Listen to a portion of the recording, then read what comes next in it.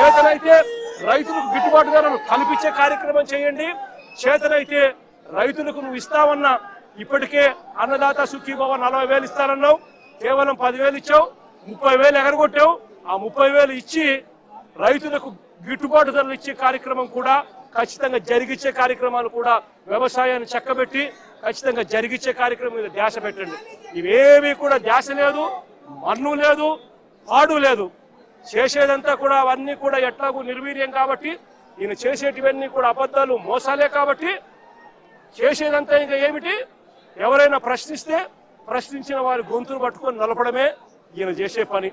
ఈయనకు వత్తాసు పలుకుతా ఉన్న కొంతమంది తొత్తులు లాంటి పోలీసులు, కొంతమంది తొత్తులు లాంటి అధికారులు ఈయనకు తోడుగా ఉండి నడిపిస్తా ఉన్న పని.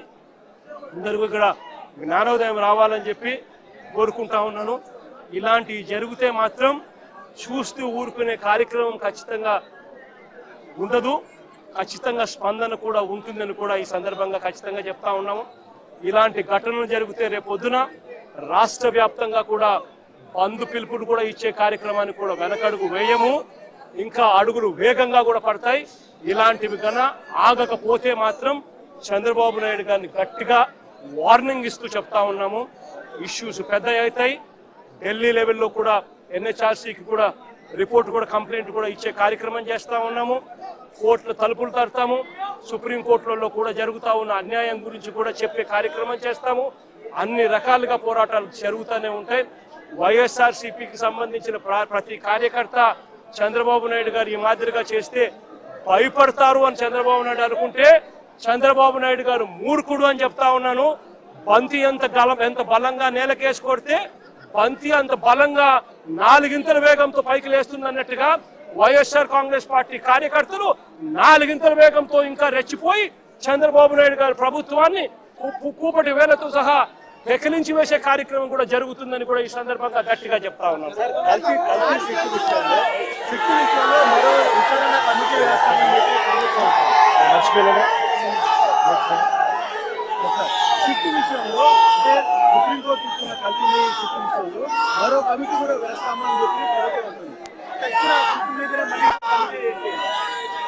చంద్రబాబు నాయుడు గారు అనే వ్యక్తి ఎలాంటి దుర్మార్గుడు, ఎలాంటి రాక్షసుడు అని అంటే, తాను అబద్ధం చెప్పాడు అని, మోసం చేశాడు అని ప్రజలకంతా తెలిసిపోయింది.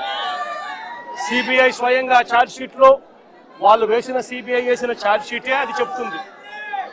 ఎటువంటి ఛార్జ్ షీట్లో వీళ్ళు ఎవరి పేర్లు పెట్టకపోవడము, ఎవరిని అరెస్ట్ చేయకపోవడము, అదే మాదిరిగానే ఎన్డీడీబీ రిపోర్ట్లు, ఎన్డీఆర్ఐ రిపోర్ట్లు కూడా చంద్రబాబు నాయుడు గారు అనే వ్యక్తి చెప్పింది తప్పుడు ప్రచారము, తప్పులు అని చెప్పి కూడా ఏకంగా రిపోర్ట్లు కూడా వాళ్ళు ఇచ్చి ఆ రిపోర్ట్లు కూడా ఏకంగా సిబిఐ ఛార్జ్ షీట్లో కూడా పెట్టిన నేపథ్యంలో చంద్రబాబు నాయుడు గారు చేసిన తప్పులు రాష్ట్ర ప్రజలందరికీ కూడా తెలిసిపోయిన నేపథ్యంలో చంద్రబాబు నాయుడు గారు గోబెల్స్ ప్రచారంలో భాగంగా అబద్ధాలకు పదును పెడుతూ ఏకంగా ఇప్పుడు ఆయన ఇంకొక కమిటీ వేస్తాడట.